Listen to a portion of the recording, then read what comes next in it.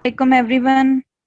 अब्दुल्ला, फाकरा, फिजा, मरीम, नईम। अच्छा, आप सारे जो हैं वो चैट में ना प्रेजेंट लिख दीजिएगा। आज हमारा सेशन 2 है और जो टॉपिक है वो डिजिटल मार्केटिंग स्किल्स के बारे में है।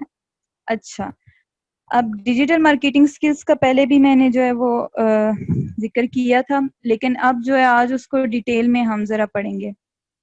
अब इसके मेन 6 पॉइंट्स है: community management, posting skills, advertising skill, acquisition, performance measurement and client dealing. अब जो सबसे फर्स्ट पॉइंट है कम्युनिटी मैनेजमेंट, उसमें ये है कि आपकी एक वेबसाइट है या आपका फेसबुक पेज है या फिर आपका जो है वो इंस्टा पेज है। अब कम्युनिटी क्या होती है कि जो मतलब अफराद वगैरह हैं वो आपके साथ लिंक्ड हों। अब लिंक्ड इन सेंस, इस सेंस में कि अगर आपने कोई अपना जो है वो बिजनेस या स्टार्टअप किया हुआ है और आपका पेज बना हुआ है और उस पे आपके कितने फॉलोअर्स हैं, या यूट्यूब चैनल है तो कितने सब्सक्राइबर्स हैं। अब वहां से आपको शो हो रहा होता है कि इस फलाने बंदे को इतने लोगों ने जो है वो फॉलो किया हुआ है, मतलब वो उसकी स्ट्रीमिंग या जो भी इसकी पोस्ट होती है वो देख रहे होते हैं। इतने लोगों ने परमानेंटली फॉलो किया हुआ है, वो जेन्युइन किस्म के जो है वो फैन है। एक तो दूसरी बूस्टिंग होती है, उसके अलावा जो जेन्युइन फॉलोअर्स होते हैं आपके। अब वो जो आपके 2-3 हजार या फिर कुछ के 2 मिलियन 3 मिलियन भी होते हैं फॉलोअर्स, सब्सक्राइबर्स भी, उनको मैनेज करना होता है। अब उनको मैनेज क्या करना होता है कि देखें, अगर तो आपने किसी अपने क्लाइंट का कोई जॉब ली है, ठीक है, ऑनलाइन, और उस क्लाइंट्स ने आपके जो आपका जो प्रोडक्ट है, ठीक है, आपका अपना भी एक पेज बना हुआ है और आपको पता है कि वो उसी प्रोडक्ट से रिलेटेड चीजें, मतलब वो सेम टर्म की है, अगर वो आर्ट्स की चीज है या फिर कोई ब्यूटी प्रोडक्ट है, तो आपने वो पोस्ट करनी है या फिर आपने वो वीडियो डालनी है, तो आपको आइडिया होगा कि किस टाइम पे डालनी है और आपके कितने लोग जो हैं वो उस वीडियो से या उस पोस्ट से अट्रैक्ट होंगे। तो उस पूरी कम्युनिटी को मैनेज आपको रखना होता है। आपको पता होता है कि किस किस कंट्री या सिटी से, किस एज के, किस जेंडर के लोगों ने आपको ज्यादा फॉलो किया हुआ है या फिर सब्सक्राइब किया हुआ है आपका चैनल। तो वो जो मैनेजमेंट करनी होती है कि किस टाइम पे आपने अपने उस पेज पे पोस्टिंग करनी है या फिर उतने लोगों को इंगेज रखना है। आपको आइडिया है कि कुछ बीच में से बस जस्ट फॉलोअर्स हैं और कुछ वाकई उस प्रोडक्ट रिलेटेड जो है वो फॉलोअर्स हैं, या आपका जो मतलब जो भी आपका बिजनेस है उससे रिलेटेड वो फॉलोअर्स हैं। तो उनको मैनेज करना ये कम्युनिटी मैनेजमेंट में आता है। फिर इसमें वही आ जाता है कि जो आपको मैंने बताया था कि जो आप एड वगैरह और पोस्टिंग वगैरह करते हैं। सेकंड पॉइंट पे ये कि आपकी पोस्टिंग स्किल्स कितनी बेहतर होनी चाहिए। उसमें सेम वही है कि व्हेन और वेयर वाला, वहां पे तो जस्ट मैंने एज अ पॉइंट उसको डिस्क्राइब किया था, यहाँ पे एक्सप्लेन करूंगी कि आपको एग्जैक्ट अपनी टाइमिंग जो है वो नोट रखनी है। मतलब आप एक डाटा शीट बना लो, आपको आइडिया हो कि कितने जो लोग हैं, सही कितने जो लोग हैं उन्होंने किस मतलब टाइम पे वो ऑनलाइन हो रहे हैं। क्योंकि देखिए जो हिस्टोरिकल डाटा वगैरह होते हैं या रिप्रेजेंटेशन ग्राफिकल लास्ट टाइम दिखाई थी, इनसाइट्स वगैरह, वो भी डाटा उसमें भी शो हो रहा होता है कि कौन से जेंडर हैं, किस कंट्री से हैं। लेकिन जैसे इंस्टाग्राम में भी ऑप्शन है, फेसबुक में भी ऑप्शन है, कुछ ऐसे प्लेटफॉर्म्स हैं जिसपे ऑप्शन नहीं है कि क्या मतलब टाइमिंग क्या है सबके ऑनलाइन होने की। तो ये बहुत इंपॉर्टेंट होता है कि आपको पता हो कि किस टाइम पे कौन सा वाला जो क्लाइंट है वो देखेगा, कस्टमर्स या आपके फॉलोअर्स देखेंगे वो पोस्ट। ये ना हो कि वो पूरा टाइम ही आपका वेस्ट चला जाए और पोस्ट आप गलत टाइमिंग पे करें। तो ये अपने प्रॉपर जो है अपने पास वो डाटा कलेक्ट करके रखना है, अगर आपने कोई जॉब ली हुई है या आप अपने लिए ही वो बिजनेस कर रहे हैं। फिर दूसरा इसमें यही आता है कि पीपल पीपल वही कि किस सिटी से या किस कंट्री से हैं। थर्ड पॉइंट में ये है कि एडवर्टाइजिंग स्किल्स का ये है कि आपके जो प्रोडक्ट है, ठीक है, अगर आप किसी सोप का आपका प्रोडक्ट है, साबुन वगैरह का, तो देखें सिर्फ आपका वो साबुन, अगर आपने अपने मतलब कोई भी उसका नेम रखा हुआ है, वो आपका साबुन सिर्फ मार्केट में नहीं होगा, उससे सिमिलर और भी बहुत सारे प्रोडक्ट्स होंगे, सोप होंगे, डिफरेंट डिफरेंट नेम्स के साथ, डिफरेंट ब्रांड के। तो आप पहले क्या करोगे, आप सर्च करोगे कि वो जो कंपनी है या वो जो भी बंदा अपना वो प्रॉपर उसने बिजनेस सेटअप किया हुआ है, वो किस तरीके से कहाँ कहाँ पे एडवर्टाइज कर रहा है, मतलब उसने जो पाथ फॉलो किया हुआ है। तो आपने भी एग्जैक्ट वो पाथ तो नहीं फॉलो करना, ऑब्वियसली उसके सर्कमस्टांसेस डिफरेंट होंगे, एनवायरनमेंट भी, लेकिन आपने वहां से पॉइंट्स पिक करने हैं, आपने प्रॉपर वर्किंग करनी है कि उस बंदे ने कौन सा मेथड एडवर्टाइजिंग का अपने उस प्रोडक्ट के लिए यूज किया हुआ है। अगर आपका साबुन का प्रोडक्ट नहीं है, आपका कोई क्लॉथिंग है, कोई टी शर्ट वगैरह है, तो आपने वही ब्रांड्स चेक करने हैं, उनकी वेबसाइट्स पे जाना है कि वो कैसे टी शर्ट की एडवर्टाइजिंग कर रहे हैं, उनके पास ऐसा क्या है कि लोग उनके पास ज्यादा आ रहे हैं, और मतलब ऐसा क्या वो एक्स्ट्रा फीचर है जो आपके ब्रांड में नहीं है, आपके एडवर्टाइजिंग स्किल्स में नहीं है, अगर आपका प्रोडक्ट भी बहुत अच्छा है। तो ये आपने रिसर्च लाजमी करनी होती है। अगर आपका कोई क्लाइंट जो है मतलब जॉब दे रहा है, जैसे फ्रीलांसिंग होता है, तो उसके प्रोडक्ट से रिलेटेड आपने यही करना है, अपने मार्केट में सर्च करनी है कि बाकी लोग कैसे एडवर्टाइजिंग कर रहे हैं उस सेम प्रोडक्ट में, मतलब कैटेगरी सेम हो। जो फोर्थ पॉइंट है एक्विजिशन। अच्छा, एक्विजिशन जो है उसको आप सेल मतलब सेल्समैन से भी रिलेट कर सकते हैं, इसको एक्चुअली सेलिंग स्किल्स कहते हैं। इसका जो दूसरा नेम है वो एक्विजिशन, ये वर्ड यूज हो रहा है, और ये टर्म जो है वो स्पेशली डिजिटल मार्केटिंग के लिए यूज होती है कि आपके सेलिंग स्किल्स क्या है, वही बात कि आपका इखलाक कैसा है, आप कैसे जो है वो क्लाइंट को डील करके मतलब कैसे आप घेरते हो, दूसरे लफ्जों में तो आप किस तरीके से सेल करते हो अपनी चीज को। अगर चीज तो बहुत अच्छी है और बुरे तरीके से आप उसकी मतलब सेल वगैरह कर रहे हो तो वो तब भी नहीं बिकेगी। और अगर चीज बुरी है और आप उसको मतलब इतनी बुरी नहीं है लेकिन आप बड़े अगले क्लाइंट को मतलब देख रहे हो, उसकी जजमेंट कर रहे हो कि यार इस बंदे को कैसे मैंने घेरना है, और अपनी प्रोडक्ट भी उसके सामने रख के उसको शो करना है कि ये प्रोडक्ट आपकी नीड है, आपको ये लेनी चाहिए सर या मैम। तो ये जो आता है ये सारी एक्विजिशन, ये सेलिंग स्किल्स में आता है। अच्छा, कम्युनिटी मैनेजमेंट भी हो गया, पोस्टिंग भी और एडवर्टाइजिंग भी, और उसके बाद सेलिंग स्किल्स भी, आपने मतलब सेलिंग भी कर दी, सेल कर दी। अब आता है परफॉर्मेंस मेजरमेंट। ये है कि आपने जब सब पॉइंट्स कर लिए, यूटिलाइज कर लिए, तो अब आपको आइडिया होना चाहिए कि मतलब पहले आप किस पॉइंट पे थे, आपकी पहले परफॉर्मेंस क्या थी।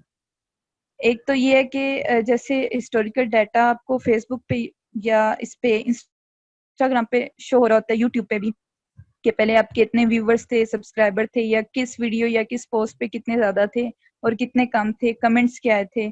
या फिर अगर आपने कोई किसी क्लाइंट की जो है वो जॉब लेके उसका आप काम कर रहे हो, तो आपको आइडिया होना चाहिए कि जो पिछला क्लाइंट था तब आपने क्या परफॉर्मेंस दी थी। उसके बाद आपने कंसिस्टेंसी मेंटेन रखनी है, हार्ड वर्किंग करनी है, और आपको आइडिया होगा कि आपकी परफॉर्मेंस ऊपर जानी चाहिए। अगर नीचे गई है तो वो किस वजह से गई। यही चीज सेम उसमें भी है कि पोस्टिंग वगैरह और वीडियोस में भी, अगर आपने पिछली पोस्ट तो बहुत अच्छी की है, बहुत अच्छा वो सब काम किया था, लेकिन नेक्स्ट पोस्ट में आपकी परफॉर्मेंस डाउन पे जा रही है, तो ये आपको मेजरमेंट रखनी चाहिए आपकी अपनी, मतलब ये आपके खुद से रिलेटेड है कि आप खुद कैसा काम कर रहे हो, क्या आप ऊपर जा रहे हो या फिर आप नीचे जा रहे हो। अच्छा, नीचे भी जा रहे हो तो ऐसी क्या आपने मिस्टेक किया कि आप नीचे जा रहे हो। तो ये आपको अपने से रिलेटेड ये पता होना चाहिए being a digital marketer. Just six point जो है वो सबसे ज्यादा इंपॉर्टेंट है कि आपके पास बाकी ये सारी स्किल्स हैं, पोस्ट भी कर दिया, एडवर्टाइज भी कर दिया उसको खूब, उसको सेल भी करना स्टार्ट कर दिया, ठीक है। अब क्लाइंट आपके पास आया है तो आपको उस क्लाइंट को कैसे डील करना है। मतलब आपका कोई भी प्रोडक्ट है तो क्लाइंट शुरू में ही आपको कुछ पॉइंट्स बताएगा, भाई आपके प्रोडक्ट में तो ये गड़बड़ है या फिर ये पॉइंट्स हैं। तो आपने कोई वो एग्रेसिव नहीं हो जाना, या होता है कि आपको अपनी चीज तो बहुत अच्छी लग रही होती है कि भाई वाह मैंने तो ये बनाई है, ये तो सबसे बेस्ट है, खुद को आपका अपना काम बहुत अच्छा लग रहा होता है, लेकिन दूसरे की नजर से आप देखो कि क्या उसको भी वही चीज जरूरत है, वो प्रोडक्ट या फिर आपका वही जो सर्विस है, क्या उसको भी उसी तरह चाहिए। तो आपको उस लिहाज से, क्लाइंट के लिहाज से आपको डील करना पड़ता है कि आपने वो प्रोडक्ट को और कितना इम्प्रूव करना है, या फिर आपकी अपनी सर्विस है तो आपने उसमें कितनी इम्प्रूवमेंट लानी है। और आप पहली बात कि आप क्लाइंट ही अपने प्रोडक्ट से रिलेटेड जो है वो सर्च करके मतलब उसी क्लाइंट को घेरना स्टार्ट करो। अपना टाइम भी इस तरह ना करो कि जो बंदा आ रहा है तो उस पर आप अपना टाइम जो है वो फालतू निगोशिएटिंग में करते रहो, उसको सारी डिटेल्स बताओ और एंड में वो इतना मतलब उसका इंटरेस्ट ही ना हो, लेकिन बस आपने जबरदस्ती जो है ना वो, क्योंकि सारे लोग आगे निकल रहे हैं तो उनकी देखा देखिए आपने भी फौरन फौरन जो है वो क्लाइंट्स पकड़ने हैं, ये काम नहीं, बट पेशेंस शो करना पड़ता है। उसके साथ जो है फिर ये चीज होती है कि आप क्लाइंट को कैसे डील करते हो। अच्छा, एक तो ये चीज़ है कि आपका जो क्लाइंट्स डीलिंग में ये आता है पॉइंट, मेन जो इम्पोर्टेंट है कि आपकी जो प्रोडक्ट है, मटेरियल्स वगैरह यूज़ हो गया, अपने कॉस्ट वगैरह सब कुछ जो भी प्राइस है आपने रख ली, लेकिन वो तो आपकी आपको खुद पता है ना कि आपने इतना इतना इस पे एफर्ट की और आपने उसकी प्राइसिंग कर ली, लेकिन कभी कभी ये होता है कि मार्केट में जो है वो चीज़ डिफरेंट चल रही होती है। मतलब मार्केट से रिलेटेड ये है कि आपका, अगर आपने भी कोई प्रोडक्ट बनाया हुआ है, जैसे आप शूज बेच रहे हो, ठीक है, वो अब आपका प्रोडक्ट आपने बना लिया, उसका आपने बिजनेस स्टार्ट कर दिया, लेकिन आपको आइडिया होना चाहिए कि बहुत सारे कॉम्पिटिटर्स बैठे हुए, मतलब बहुत कंपटीशन है, तो आपको खुद भी पता होना चाहिए कि आप किस पॉइंट पे लाए करते हो। मतलब आपका वो प्रोडक्ट जो है उसकी प्राइस क्या होनी चाहिए, क्योंकि बहुत ज्यादा रखोगे तो तब भी किसी ने नहीं आपसे चीज खरीदनी, और बहुत ही लो रख दोगे तो तब भी उसकी वैल्यू जो है वो नहीं रहती। तो पहले तो ये है कि आप रिसर्च करो, अपने प्रोडक्ट अगर कोई बनानी है या बना ली है तो आप रिसर्च करो कि बाकी जो प्लेटफॉर्म्स हैं उसी टाइप के या वही प्रोडक्ट सिमिलर कैटेगरी की है, वो कैसे एडवर्टाइज कर रहे हैं और उनकी प्राइसिंग क्या है, और वो किस तरह अपनी ऑफर्स भी चेंज करते हैं, कब वो डिस्काउंट लगाते हैं, क्या है वो सारा आप एक तरह से ना पूरा आप वो टेम्पलेट लेके रख लो कि डिफरेंट कंपनीज का जो सेम ही कैटेगरी में है। उसके बाद फिर आप जो है क्लाइंट्स आपकी तरफ आएंगे तो आपको पता होगा कि आपने प्राइस क्या रखनी है, ताकि जब क्लाइंट आपसे प्राइस पूछता है ना तो वो लाजमी दो तीन और लोगों से भी पूछता है। अगर कोई ग्राफिक डिजाइनिंग का काम करता है ना तो वो बाकी दो तीन और ग्राफिक डिजाइनर से भी पूछता है, कंपैरिजन करता है कि यार ये बंदा मुझे सही टाइमिंग में सही रेट दे रहा है या नहीं। अच्छा, दूसरा पॉइंट ये है कि मोस्टली ये होता है कि हम कम्युनिकेशन जो है वो टेक्स्ट, मतलब टेक्स्ट या फिर मैसेजेस के थ्रू करते हैं, जैसे व्हाट्सएप हो गया, ठीक है, इसी तरह ईमेल वगैरह इसके थ्रू। इससे भी बेहतर तरीका ये होता है कि आप कॉल पे लें, जो कॉल पे आपके मतलब इमोशन, सेंटिमेंट्स और अगले के भी एक्सप्रेशन आपको आइडिया होता है कि क्या बात हो रही। मैसेज जो है या फिर ईमेल जो है वो यूज तो जरूर होता है, लेकिन उसमें काफी जो है वो मिसअंडरस्टैंडिंग होती है। तो कॉल पे जो आपके 2 मिनट में पूरी सारी डिटेल डिस्कशन हो जानी है, मैसेज पे आपको वो काफी घंटे लग जाते हैं, या आपको खुद भी पता है कि बहुत बड़े बड़े पैराग्राफ लिखने पड़ते हैं। तो कॉल से भी, उससे भी ज्यादा बेहतर तरीका ये है कि आप लोग स्काइप या फिर व्हाट्सएप वीडियो, आजकल तो हर प्लेटफॉर्म में वीडियो का ऑप्शन आया हुआ है, वीडियो कॉल करें। वो ज्यादा इजी होता है कि आप फेस टू फेस जो है वो क्लाइंट को बेहतर तौर पे जो है वो डील कर सकते हैं। अच्छा, थर्ड पॉइंट इसमें किया आता है क्लाइंट डीलिंग में कि आप जो है क्वेश्चंस वगैरह पूछें लाजमी। जब आपने कोई प्रोजेक्ट ले लिया है उस क्लाइंट से तो आप पूरे क्वेश्चन जो है वो पूछें, उसका कोई नुकसान नहीं होता, उसका बेनिफिट ही होता है। अगला क्लाइंट को समझ आती है कि यार ये बंदा मेरे प्रोजेक्ट में इतना जो है वो मतलब टाइम इन्वेस्ट करना भी चाह रहा है, और वो बंदा इतना मतलब शो कर रहा है कि यार इंथुजियाज्म वगैरह के करना है ये काम, और किस तरह करना है। तो आप क्वेश्चनिंग करें कि सर इसमें मतलब अगर कोई आर्ट वर्क आप मतलब सेल कर रहे हैं तो आपको पता होना चाहिए, उस बंदे से पूछें कि क्या डायमेंशंस हैं, क्या मीडियम यूज करना है, आपको कितने टाइम में चाहिए, कब आपने कितनी पेमेंट देनी है। और पूरे अगले की, अगर ग्राफिक डिजाइनर भी है तो आप पूरा डिटेल पूछें कि कौन सी कलर प्रेफरेंस है, कौन सा फॉन्ट स्टाइल प्रेफरेंस है, या किस टाइप का आपको पोस्टर चाहिए, डिटेल एक एक, ताकि बाद में ये मसला ना हो कि मैंने तो कुछ कहा था आपने तो कुछ समझा था। ये वाली जो है ना वो फिर लड़ाई स्टार्ट हो जाती है, और वो आपका प्रोजेक्ट पे आपने मेहनत भी की होती है और फिर आपको पैसे भी उस हिसाब के नहीं मिलते और वो गंद मच जाता है। तो क्वेश्चनिंग लाजमी करें अपना जब कोई आप प्रोजेक्ट लें। अगर किसी क्लाइंट को बुरा लगता है तो बुरा नहीं लगना चाहिए, क्योंकि क्वेश्चंस आप डिटेल सिर्फ पूछ रहे हैं ना क्योंकि आप इंटरेस्ट शो कर रहे हैं उस बंदे के प्रोजेक्ट में। तो इससे कभी भी कोई तंग नहीं पड़ता। लेकिन ये है कि सही सवाल पूछें, बहुत बेवकूफाना क्वेश्चन भी ना करें कि अगले को ये लगे कि इसको तो काम ही नहीं आता। फिर फोर्थ पॉइंट ये आता है कि आपकी असाइनमेंट का स्कोप क्या है। मतलब आपको खुद को आइडिया होना चाहिए कि मैंने ये काम लिया है और क्लाइंट ने मुझे ये पूरा एक प्रोजेक्ट दे दिया है, मुझे पता होना चाहिए कि मैंने कितने डेज इस पे लगाने हैं और इसमें क्या क्या चीज़ें मुझे रिक्वायर होंगी। तो टोटल क्या मैंने मतलब जो प्राइस तो आपने लगा दी ना, ठीक है। अभी हाँ सॉरी, अभी प्राइस नहीं आपने लगाई, अभी आपने असाइनमेंट पूरी ले ली कि ये चीज़ें हैं, इतना टाइम लगेगा। फिर आप जो है वो प्राइस पर आवर सेट अपनी करो, या जिस तरह भी आपने रखनी है, या फिक्स भी है तो कि आपने कितनी प्राइस रखनी है। प्राइस निगोशिएशन में मसला यही होता है कि आप कुछ लोग बहुत ज़्यादा वो होते हैं, मतलब डाउन हुए हुए होते हैं, हालांकि उनका काम बहुत अच्छा होता है, लेकिन वो रिजेक्शन बार बार सुन सुन के ना उनका होता है कि यार नहीं, प्राइस बहुत लो, प्राइस से भी लोगों की साइकी ये होती है कि बहुत सस्ती चीज़ को भी ना आजकल मोस्टली मिडल और इलीट क्लास होती हैं, उनका यही होता है कि बहुत लो प्राइस को भी वो भाव नहीं देते। उन्हें यही लगता है कि भाई यार इतनी इसने सस्ता, अपनी वर्थ इतनी सस्ती की हुई है, तो वो एक इम्प्रेशन ही बड़ा बुरा जाता है। और बहुत ऊंची भी आप प्राइस रख दो कि यार मतलब आपका तो प्रोडक्ट ही दुनिया में बस आप ही का ही है और तो किसी का है ही नहीं, तो वो भी बहुत ज्यादा ओवर कॉन्फिडेंट और फजूल सा इम्प्रेशन जाता है। तो आप जो प्राइस जब करते हो डिस्कस क्लाइंट के साथ, तो आप अच्छी प्राइस दो, अच्छा बहस करो, लेकिन आपको ये पता होना चाहिए, ये भी सेकंड लास्ट पॉइंट है कि आपने कब, मतलब इससे मजीद अगला पॉइंट नहीं है, आप इतना नेगोशिएट नहीं कर सकते तो आप साइड पे हो जाओ, वो प्रोजेक्ट आप ना लो। जरूरी नहीं है कि हर प्रोजेक्ट लेके अपना जो है वो बेड़ा गर्क करो, आपको आइडिया होना चाहिए कि यार इतनी तो एटलीस्ट प्राइस बनती है, इसके अलावा कोई चांस ही नहीं है कि आपने वो प्रोजेक्ट जो है वो लेना है, तो आप मतलब रेडी टू वॉक अवे, आप उससे साइड पे हो जाओ। क्योंकि आप जितना वीक पॉइंट अपना दोगे ना कि आप बहुत मतलब जरूरतमंद हो और आपको लाजमी चाहिए चाहिए, वो क्लाइंट और आपको नीचे लगाने की करेगा। तो इससे क्या होता है, खुद भी आपको कॉन्फिडेंस आता है उस वक्त, तो बहुत अजीब लगता है कि यार मेरे हाथ से एक प्रोजेक्ट निकल गया, लेकिन ऑप्टिमिस्टिक रहें और मोटिवेटेड रहें, क्योंकि उसके बाद आपको बहुत अच्छे प्रोजेक्ट्स भी मिल सकते हैं, और ऐसा होता है कि अप एंड डाउन लगा रहता है। तो मेरे ख्याल से कि इन सारी चीज़ों से आपका कॉन्फिडेंस भी बिल्ड होता है कि यार नहीं, अगर ये प्रोजेक्ट की मैंने अपनी वर्थ अगर लो कर दी ना, तो वो तो डायरेक्ट लिंक है कॉन्फिडेंस से, आपका कॉन्फिडेंस भी खत्म होता जाता है और सेल्फ रिस्पेक्ट भी डाउन होती है। तो ये चीज़ें अपने माइंड में रखिएगा। अच्छा, इसके बाद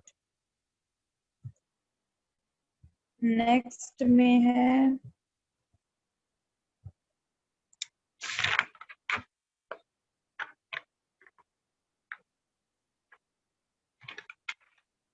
डिजिटल मार्केटर माइंडसेट। अच्छा, ये है कि आपकी सोच बीइंग ए डिजिटल मार्केटर क्या होनी चाहिए। पहले जितना भी था वो एक तरह से मैं आपकी फाउंडेशन बना रही थी, डिफरेंट पॉइंट्स जो हैं वो आपको बता दिए, स्किल्स का भी बता दिया, लेकिन अब उसके अलावा आपकी अपनी मेंटेलिटी क्या होनी चाहिए। नॉर्मल बंदे की कुछ और मेंटेलिटी होती है, लेकिन अगर आप डिजिटल मार्केटिंग कर रहे हो, आप प्रॉपर इस फील्ड में आ रहे हो, तो फिर आपका जो है वो मेंटेलिटी बाकियों से डिफरेंट होगी।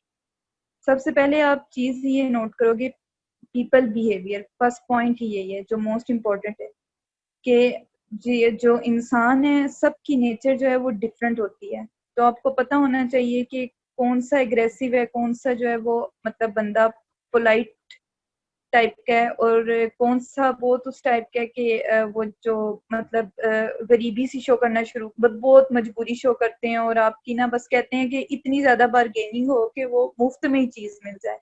तो आपको आइडिया होना चाहिए कि लोगों का बिहेवियर क्या है, आपको इतनी आपकी जजमेंट होनी चाहिए। और कुछ ऐसे भी होते हैं लोग जो आपको ही लूट के ले जाते हैं, और कुछ जस्ट आपका टाइम वेस्ट करने के लिए होते हैं। तो ये डिफरेंट लोगों की जजमेंट, ये तो मेरे ख्याल से बीइंग ए डिजिटल मार्केटर के अलावा भी वैसे भी इंसान में होनी चाहिए, कि किसके साथ उठना बैठना है या किसके साथ क्या डीलिंग करनी है। क्योंकि ऑब्वियसली ये कंप्यूटर, इंसान कंप्यूटर जैसा है, कोई मशीन टाइप तो है नहीं कि कुछ फीड किया और वापस वही चीज मिल गई। इनके हम इंसान मतलब कॉम्प्लेक्स है, मेंटेलिटी ही बहुत कॉम्प्लेक्स होती है। तो आपको आइडिया होना चाहिए कि किसके साथ कितना टाइम जो है वो उसको देना है, और उसके साथ प्रोजेक्ट से रिलेटेड बात करनी है, या फिर वो वाला अगर कोई आपका क्लाइंट है तो उससे वो जॉब लेनी है। सेकंड पॉइंट ये है कि क्रिएटिंग वैल्यू। अच्छा, क्रिएटिंग वैल्यू ये प्रोडक्ट से रिलेटेड है। अब इसमें ये है कि प्रोडक्ट वगैरह तो आपने बना दिया, अब उसकी क्या वैल्यू क्लाइंट के सामने है। कस्टमर के सामने तो वही वाली बात कि वैल्यू होगी अपनी चीज की, आपने बनाई है, आपको होती है कि यार मेरा प्रोडक्ट तो बहुत अच्छा है, मैंने तो क्योंकि एफर्ट आपने की होती है, तो आपको उसके अंदर बुराइयां नजर ही नहीं आ रही होती। तो आपको आइडिया होना चाहिए कि क्लाइंट के सामने क्या वैल्यू होगी या कैसी वैल्यू बनानी है उसकी, मतलब कितनी इंप्रूवमेंट करनी है। अब जैसे देखें, जो सबसे लो क्लास है, लो क्लास भी ऑब्वियसली आपके बहुत सारे ऐसे प्रोडक्ट्स होते हैं जो लो क्लास भी लेती है, मतलब थोड़ा सा गरीब तबका भी लेता है। तो अब वो जो गरीब होते हैं उनके लिए क्वांटिटी मैटर करती है कि कितनी क्वांटिटी आ रही है। तो आपको आइडिया होना चाहिए कि प्रोडक्ट को उसी सेंस में आपने लेके जाना है कि मतलब वो जो अगला बंदा है उसके लिए क्वालिटी मैटर नहीं करती। अच्छा हाँ, एक ये बात बताती चाहूँ कि जो लो क्लास है उसके लिए क्वांटिटी मैटर करती है, मिडिल क्लास के लिए क्वालिटी, और जो हाई क्लास है उनके लिए प्रेजेंटेशन मैटर करती है। तो आपको पता होना चाहिए कि आपने एक प्रोडक्ट तो बना दी, लेकिन जो आपका क्लाइंट है उसकी माइंडसेट मतलब उसका क्या है, आपने उस प्रोडक्ट को किस तरीके से उसके आगे जो है वो सेल करना है, क्या ऐसा पॉइंट है जिससे आपने उस क्लाइंट को ग्रैब करना है। क्या आपने प्रोडक्ट की क्वांटिटी बेस्ड होके उस लो क्लास वाले को बेचनी है वो चीज, या फिर अगर आपका मिडिल क्लास कोई क्लाइंट है उसको उस प्रोडक्ट की क्वालिटी जो है, ठीक है शूज है ना, शूज हैं वो सस्ती बन रही हैं जैसे चाइना वाले करते हैं। चाइनीज का यही होता है कि जैसे अब पाकिस्तान या इस तरह के जो हमारे कंट्रीज है इस साइड की, हम लोग क्वालिटी में इतना हमारे जैसे वो आप कहते हो ना कि यहाँ पे लो क्वालिटी चीजें आ रही हैं, और जो यूएसए और यूके साइड है वहाँ पे बड़ी हाई क्वालिटी चीजें होती हैं जी, वो तो बड़ी ओरिजिनल होती हैं। तो वो यही होता है, वो चाइनीज कर ही ये रहे हैं कि अपने जो है वो कस्टमर को देख रहे हैं कि कस्टमर की क्या नीड है। अब इसको आप ऐसे ले सकते हो कि हमें कम लो क्वालिटी प्रोडक्ट्स में अगर हम चीजें उठाते हैं तो हमारे लिए देखिए क्वालिटी तो नहीं मैटर करेगी, हमारे लिए क्वांटिटी मैटर करेगी कि यार कम पैसे लगे लेकिन ढेर सारी जो है ना वो पूरी कंट्री में चीजें फैल जाएं। अब बाहर के हैं वो ज्यादा पैसा देना चाह रहे हैं लेकिन उनके लिए क्वालिटी मैटर कर रही है।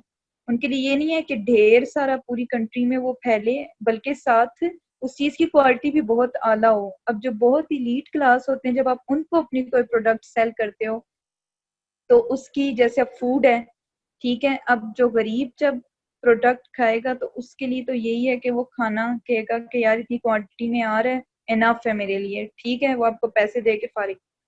अब जो मिडिल क्लास फैमिलीज होंगी वो कहेंगी यार ये खाना है ना, ये सिर्फ क्वांटिटी में इतनी प्लेट में इतना नहीं होना चाहिए बल्कि इसकी जरा टेस्टिंग में क्वालिटी भी बहुत फिट होनी चाहिए। फिर जो इलीट क्लास होगा वो कहेगा यार क्वांटिटी भी मैटर नहीं कर रही, टेस्ट भी ठीक है अच्छा होना चाहिए लेकिन दिखने में बड़ा खूबसूरत हो, वो जैसे छोटे से फ्लावर्स वगैरह, प्रेजेंटेशन प्रॉपर फूड की होती है। तो अब ये चीज है कि हाई क्लास के लिए प्रेजेंटेशन मैटर करती है। तो ये तीन क्लासेस सारी दुनिया में ही होती हैं। तो उस लिहाज से आपको क्लाइंट डीलिंग अपनी वैल्यू प्रोडक्ट की क्रिएट करना आनी चाहिए कि एक होता है वो सस्ते वाला शूज आपने बना दिए, जूता बना दिया, और एक जरा बहुत महंगी क्वालिटी वाला जूता बनाया है। तो आपको पता है कि कौन से गरीब इलाकों में अपने प्रोडक्ट सेल करनी है, बजट मेंटेन करना है, कौन से अमीरों को अपने ग्रैब करना है। अच्छा, जो थर्ड पॉइंट है वो है प्रॉब्लम सॉल्विंग।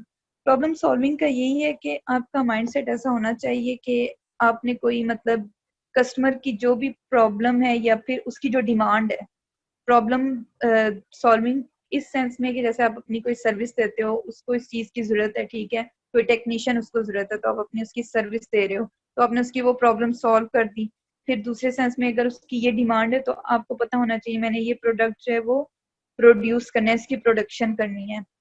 तो ये भी आपके माइंड में होना चाहिए कि मार्केट में क्या ऐसी नीड बन गई है, मार्केट में ऐसा क्या गैप आया है कि मतलब इस चीज की अगर मैं ये प्रोडक्ट चलाऊंगा तो ये चलेगा, ये नहीं कि वो लॉस में जाएगा। मोस्टली यही होता है कि जितने भी जिनके बिजनेस लॉस में जाते हैं वो यही मिस्टेक्स करते हैं, वो डायरेक्ट जो है इधर उधर देखा देखी स्टार्ट कर देते हैं, गलत जगह पे अपना बिजनेस लगा देते हैं, पैसा भी इन्वेस्ट कर देते हैं, टाइम और एफर्ट भी, लेकिन वो बिजनेस उनका लॉस में चला जाता है क्योंकि उनको आइडिया नहीं होता कि उस चीज की मतलब क्या उधर नीड है भी या नहीं है।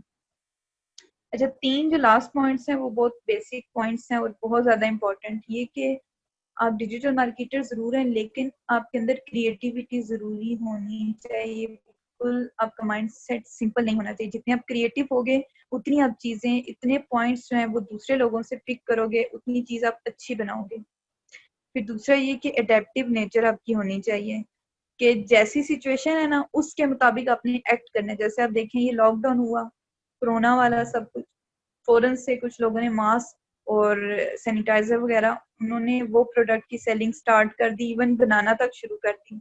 इसी तरह बारिश का मौसम है या फिर गर्मियां आ गई हैं, सीजनल वो भी बिजनेस होते हैं डिफरेंट, जो सीजन में वेरी करते हैं। मतलब किस सीजन में कौन सा आपने बिजनेस डालना है या कौन सी प्रोडक्ट बनानी है। तो आपकी नेचर मतलब चेंज एडेप्टिव टाइप सी होनी चाहिए। और दूसरा ये भी कि जो आप डिफरेंट सॉफ्टवेयर सीखते हो, अगर आपका देखो दौर चेंज हो रहा है ना, जो 2000 से पहले कुछ और चीजें थी, अब कुछ और सॉफ्टवेयर और न्यू स्किल्स आ गई। तो जब दौर चेंज हो रहा है तो अब सब डिजिटल मीडिया पे आ गए हैं। पहले मार्केटर कुछ थे, अब डिजिटल मीडिया को यूज करें। तो आपको टाइम के साथ भी चेंज होना पड़ता है, यही नहीं कि जिस तरह आपने शुरू जहां से किया था वैसे के वैसे रहो। जैसे जमाना तब्दील हो रहा है, आपको भी अपने अंदर अच्छी स्किल्स जो है वो और लानी चाहिए और चेंज करना चाहिए, इवन बिजनेस को भी। और थर्ड पॉइंट मोस्ट इम्पॉर्टेंट यही है कि अपने आप को चैलेंज करें। चैलेंज इस सेंस में करें कि आप जो है डिफरेंट जॉब्स वगैरह ट्राई करें, डिफरेंट प्रोडक्ट्स वगैरह उनको उन पे रिसर्च वगैरह करें और ट्राई करें कि आप वो बना के चेक करें। थोड़ा सा लॉस वगैरह भी होगा छोटा मोटा, लेकिन आपको आइडिया हो जाएगा कि यार मेरे अंदर क्या स्किल और होनी चाहिए या फिर कौन सी फील्ड मेरी नहीं है। तो वो ये है कि डरना या घबराना नहीं चाहिए। और जब आप इस टाइप के चैलेंजेस लेते हो तो आपके बहुत सारे लिंक्स बनते हैं, और लिंक्स बहुत मैटर करते हैं जब आप अपना कोई बिजनेस कर रहे हो या फिर कोई भी जॉब कर रहे हो। तो आपके इसका इस जो मतलब ये जो चैलेंज करने वाली क्वालिटी है ना, इससे आपके और लिंक्स बनते हैं।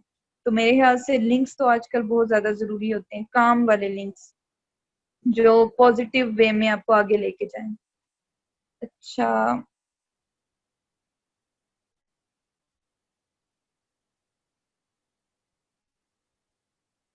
लास्ट जो है, लास्ट में सेकंड लास्ट है। अभी मेरे ख्याल से मीटिंग भी 10 मिनट के अंदर खत्म होने वाली है।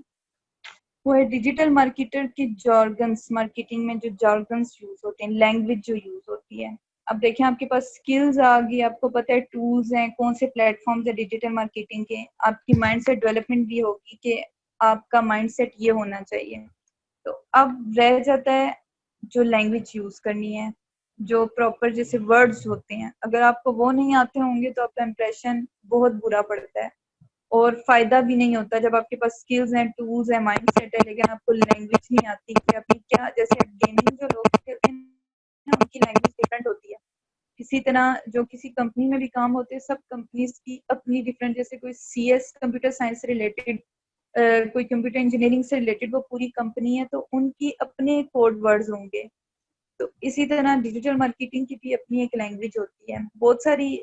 इन वर्ड्स से तो आप वैसे ही फेमिलियर हैं, कुछ चीज़ों से नहीं फेमिलियर। अब उसमें पहला ये आता है कन्वर्जन रेट।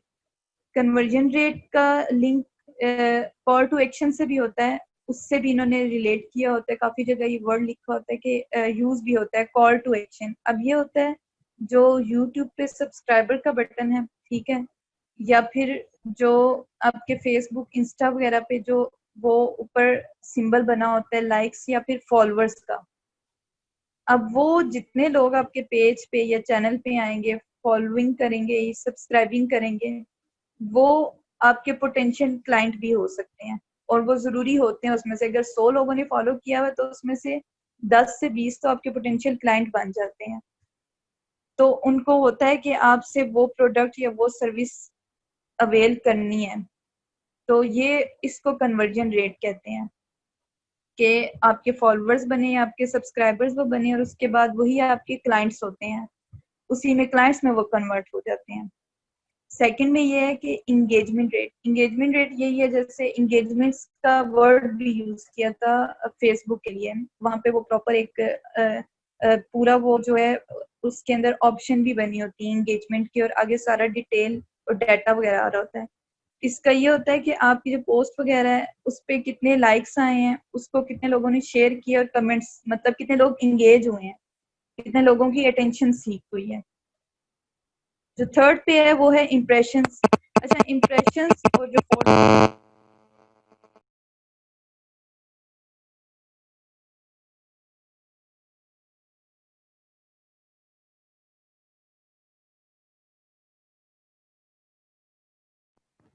अच्छा इम्प्रेशंस ये होता है कि आपके सामने कोई पोस्ट आई, आपने उसको क्लिक किया या नहीं किया, लेकिन वो पोस्ट आपके सामने डिस्प्ले हो गई, ठीक है, वो एक इम्प्रेशन काउंट हो जाता है।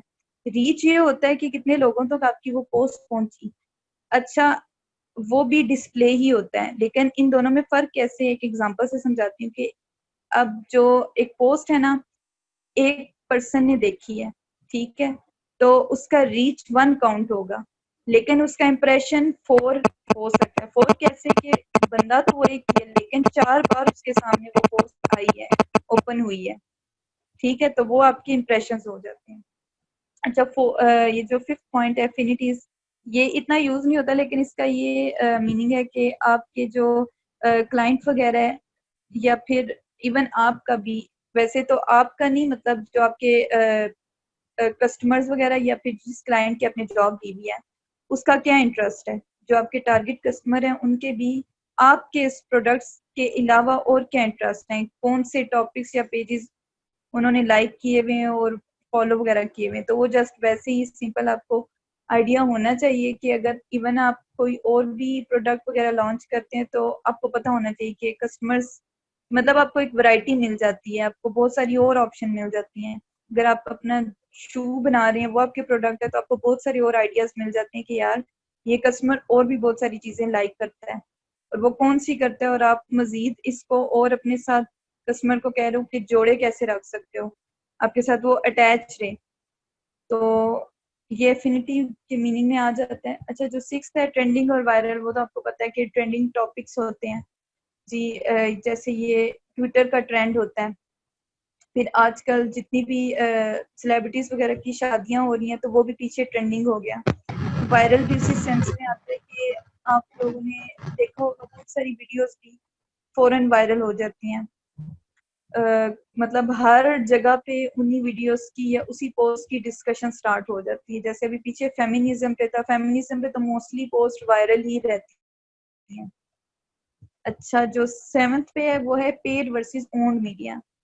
अब इसमें यह है कि आपने कोई एड, ठीक है, बनाया, अब आपने उसको उसके लिए पे किया कि वो बाकी लोगों की वेबसाइट्स या दूसरे चैनल्स वगैरह पे आपका वो एड शो हो, तो वो पेमेंट आपने की, तो वो आपका पेड मीडिया है। अगर वो आपका अपना ही एड, मतलब अपनी पोस्ट जो है वो आपके पेज वगैरह पे शेयर हो रही है, तो वो आपका ओन्ड मीडिया में आता है। जो 8 पॉइंट है, वो है सोशल मीडिया इन्फ्लुएंसर्स जो होते हैं। अच्छा, ये इसमें यही होता है कि बहुत सारी कंपनीज जो हैं वो अपना प्रोडक्ट लॉन्च कर रही होती हैं। अब जो सोशल मीडिया इन्फ्लुएंसर्स होते हैं, जिनके बहुत सारे फॉलोअर्स और सब्सक्राइबर होते हैं, मतलब कह लो कि सोशल मीडिया सेलिब्रिटीज वो हो जाते हैं, एक्टर्स एक्ट्रेसेस के अलावा। जैसे किसी ने कोई आर्ट वर्क से रिलेटेड, कोई म्यूजिक से रिलेटेड, डिफरेंट, इसी तरह जो आपके रिव्यूज भी देते हैं प्रोडक्ट्स वगैरह पे, तो ये सारे इन्फ्लुएंसर्स होते हैं।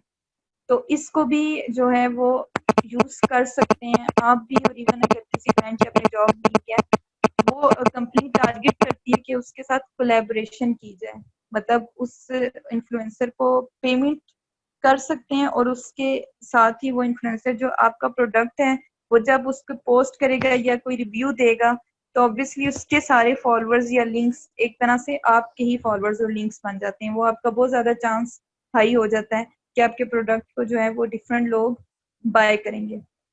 अच्छा, 9 पॉइंट है, वो कीवर्ड। कीवर्ड जैसे फेसबुक पे भी आप सर्च करते हो या गूगल पे भी, तो वो कीवर्ड्स डिफरेंट आप लिखते हो।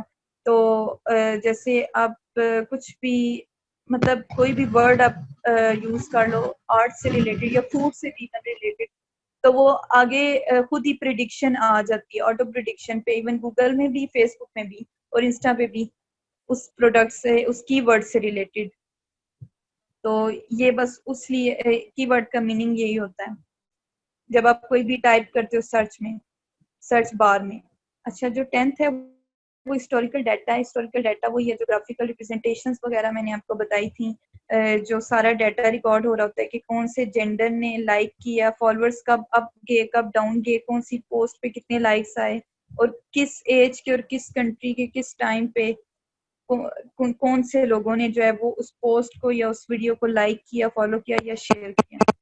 मीम्स का आपको पता है कि एक प्रॉपर पिक्चर बनी होती है, और नीचे कभी सेंटिमेंटल भी है, कभी बहुत फनी भी है, इमोशनल भी, डायलॉग वगैरह नीचे वर्ड्स वगैरह लिखे होते हैं, मीम्स का बहुत वर्ड यूज होता है डिजिटल डिजिटल